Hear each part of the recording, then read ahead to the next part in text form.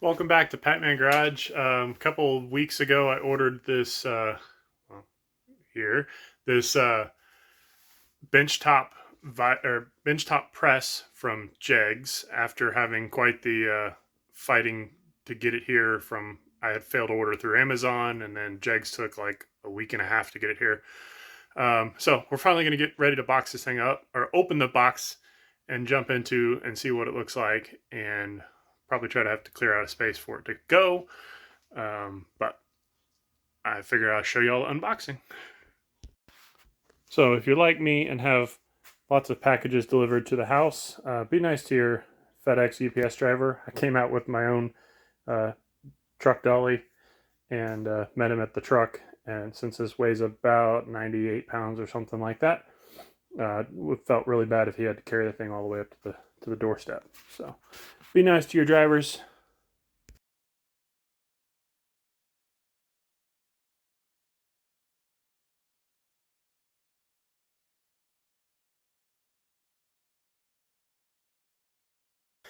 Well, I got it unboxed, or opened up at least, and right off the bat, the pressure gauge is busted. That's a bummer. And I have to contact Jegs and see what they want to do about that, but you can tell it took a hell of a shot. I mean, the lip of the rim is just hammered. So that's a bummer. We'll see what's going to go. Other than that, first glance, there's some chipping and stuff. I saw multiple people in comments talking about how little padding material there was and how it was all chipped up. That doesn't really bother me nearly as much as this does. So we'll get this thing out and assembled and see what it looks like. So counting the broken gauge, I don't appear that I have any other broken pieces other than paint chips. Not quite sure if I'm missing any hardware. There was, at some point, some of this was in a bag, which also got shredded, so all this loose hardware was just dumped all over the inside of the box, along with the broken glass and everything else. So hopefully that works itself out. Also, don't have any sort of instructions that came with this either. So I guess I'm going to jump back on the website and see if I can find any instructions on what needs to go where. So far, not super impressed with the overall condition of the shipped item, as well as the overall condition of the parts inside, and missing parts and broken parts and all that. So we'll see how this goes once it's assembled, and hopefully it works well. Here's my first couple steps. Built one side, and then this side's got a the pump's gonna hang on it. So this is gonna be the right hand side when you're facing it. This middle piece just sets down over the top, but you have to actually put this guy in on top of that. So I built the left side, then I dropped the centerpiece on, and then I dropped my right leg into it, and then the bolt goes outside, inside, all the hardware, washer, lock nut, and nut on the inside. Both sides are like that. This guy technically is reversible, upside down or right side up. If you put it upside down, then the little inner cross pieces are going to be upside down. They're just going to collect more dust and dirt and all that. As well as the warning label would be upside down. So we're going to continue building this thing. All right, so I got the frame just kind of sort of mocked together, but this is where it's going to start getting tricky. So I got the instructions for the actual hydraulic press part. You got the top plate, the lower space or upper spacer, bigger plate, and then the locking collar on the bottom. So that stack in that open format, like that, needs to get sandwiched around this guy. So we're going to have to take off one part of this, slide the assembly in it, and then bolt the table back together. So this is going to end up being kind of a 3 or 4 handed job. I'm going to do my best to do it by myself. All right, we got that dude hanging at at the moment, and then we're gonna have to put the top hardware in. I just now realized when I picked this up that it's a interesting piece of hardware here. It's a double threaded rod. Not sure why they did that, but we'll get this dude installed like that, and then we should be ready to start squaring everything up and snugging all the hardware down. Well, I'm glad I haven't actually tightened down any hardware yet, because I was getting ready to hang this guy on the side here, and it looks like the bolt goes from inside to the threaded portion of the pump itself, and then my random loose bolt just won't go in there because of the clearances. So I get to pull out the bolt that I haven't tightened yet, the big bolt, so I can stick the little bolt in there first. Alright, so you heard me bitch enough about the quality and the shipping. Let's talk about the quality of the parts here. So, interesting, to me it seems a redundant design, but the bottom of the pump is threaded, but then they want you to put the bolt threaded into the pump and then still put a washer and a lock washer and a nut on there. Seems kind of silly, redundant, but whatever. I'll follow the instructions. The not so good quality, that's just a weird design thing, but the not so good quality is this guy's bolted down, and if we look straight up the top, we now have a rotational issue here within the pump. It looks like it was assembled wrong, maybe over torqued. I'm going to see if I can't put some big channel locks on this thing and loosen this up a little bit where we can get it straight. Hopefully that means it doesn't leak.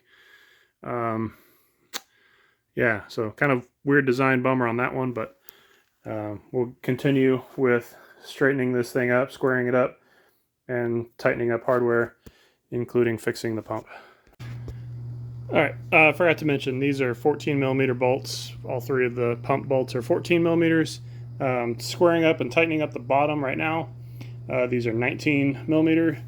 So I'm using my speed square on the ground, and then I can lean the frame until we hit square, and then snug everything down that way. Alright, well I got the bottom squared up, started tightening down the tops, and I actually not even really feel like I was getting it tight, but I'm actually crushing the sidewalls of the steel. So I think I'm going to probably put a little support spacer in at least the top portion of that. So this will be an additional thing that is not included with the kit. I don't think it's really going to really tear up this if you left it the way it is. You just don't need to go super Gorilla tight on these. But like I said, I think I'm going to add a spacer in here just for my peace of mind. I'll show you what that looks like here in a second. Alright, here's what I came up with. So I have some extra bushing insert sleeves from some other repair I did because I'm a pack rat. Just happens to be that 2 of them plus 1 washer is the right spacing there. So that'll give me something to kind of squeeze against without having that steel fold up. So I've loosened up both bolts, had to slide the top one all the way out, and we'll do the same thing on this side. And then we'll be done assembling it, and then well, I take that back. I still got to tighten up my center plate here, but that's not a big deal. All right, well, I started snugging down my top plate, and same thing happened that we had experienced over here. We're bending metal. Again, I was not even cranking down on it that tight, just snugging it up, and we're bending this whole top plate. Now, granted, this is not a structure piece, but it still bugs me. I may end up at some point putting a sleeve down in here in the same way that I did on the top, just to help reinforce it. Some presses are designed where that top plate can be moved, so that, you know, if you need to press something off center, you can. Gives you a little more versatility. I'm not sure if this one's designed to do that or not. Usually those have some sort of like spring retention on the top plate, but anyways, it's snug down where it's at. I'm gonna leave it alone for the moment, and then we'll like I said, we're gonna contact Jegs and see what they want to do about the pressure gauge, and then we can at some point we'll test this operation out.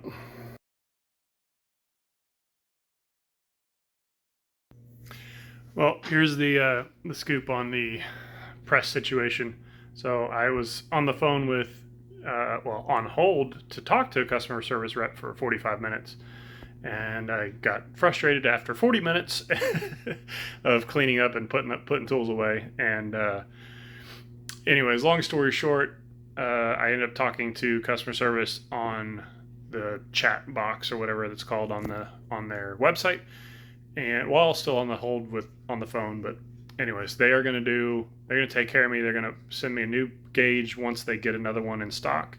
I was also missing this one of the two turn plate or the press plates. Even though I bought an additional set, I still would like to have. They always come in handy to have extra ones. So they're going to send me a new press plate. They're going to send me a new gauge, and they offered me a 50% refund on my purchase. So I think all that combined, I think, is more than fair for taking care of me.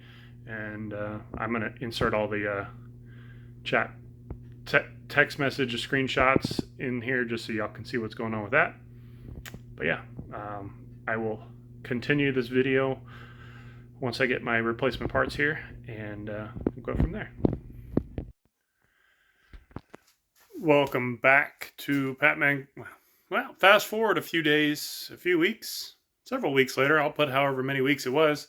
Finally got the package from Jegs for the pressure gauge for the press here. So we'll get this pressure gauge opened up, installed, and finally get this thing tested out. It's been sitting here waiting for that. So now I can finish this video up, and here we go. Here is the replacement gauge. They got their own fun little part number on it. We'll get this dude opened up and make sure it looks like it's the same one, and then we'll get it installed on the press. And they look the same, minus one has a broken glass of the original one and some dents on the ring. This one was packed very well in the little styrofoam coffin.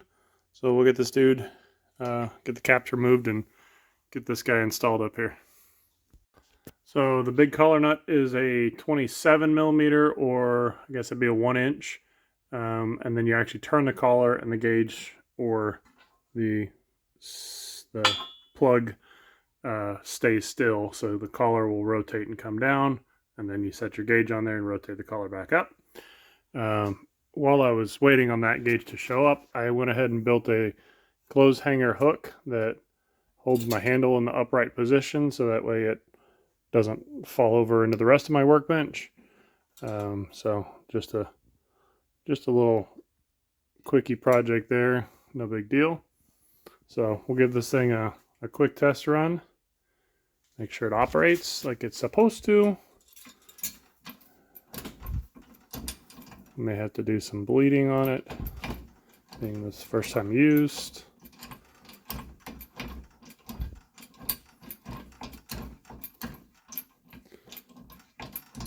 We may have to put fluid in it, we'll find out. Okay, we're moving the ram a little bit now. Okay.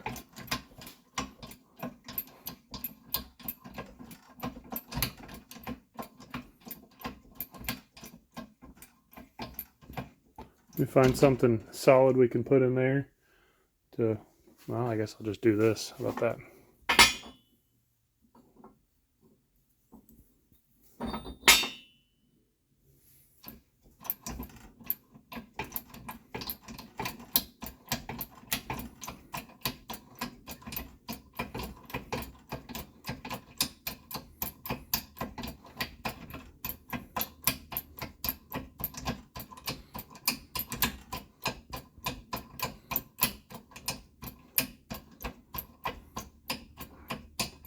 And making contact, and we should see the pressure gauge starting to rise.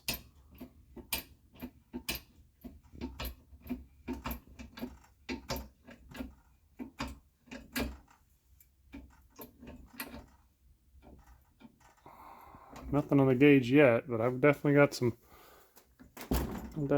force on it. Huh. All right, well, I may do some troubleshooting here, and I'll get back to you in a minute here. Okay, so the good news is the gauge is working correctly. I just didn't quite have enough pressure on it to start reading on the gauge. So we have pressure and still stationary. I don't want to go more than that because I don't want to start bending something that I don't need to bend. The weird thing about this press, actually having used it now, is the upstroke is the pressure developing stroke, and then releasing is, or freewheeling is down, I guess you could say it. So that's a little bit awkward of a motion to develop pressure going up. So, you know, most tools are designed where if the downstroke is developing pressure, just like my engine hoist over here is, as you pump the handle down, you're developing pressure. So it's nothing really wrong with it, but it definitely feels a little unusual. And we're going to release the pressure here.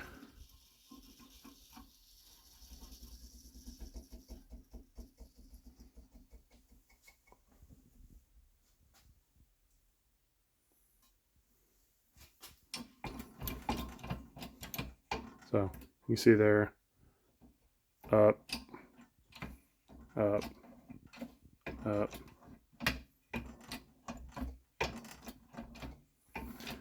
So again, nothing really wrong or bad with that, but just a little bit different feeling. So if you're really, really cranking down on this thing, you're going to have to like curl going up. I don't know. It's just a little different, little strange, but. So we're going to call this video a success. Obviously not perfectly exactly the way we wanted it to go, as far as the ordering process, given that the gauge was broken when we got here and it was missing one of my plates. But overall, it seems to do the job that it says it's going to do. And since I got it on sale and then Jegs gave me even more money back, I'll chalk it up to a win for the garage. So overall, happy with it. Not perfect circumstances, perfect settings, but you know, again, for not being a $800 or $900 press, pretty happy with it. And then on top of that, we got a really good deal. So I'm gonna wrap up, and I appreciate y'all sticking with me through this video. And for you, it was a lot shorter than it was for me, waiting for the new gauge to show up. But anyways, I appreciate you, and I will catch you in the next one.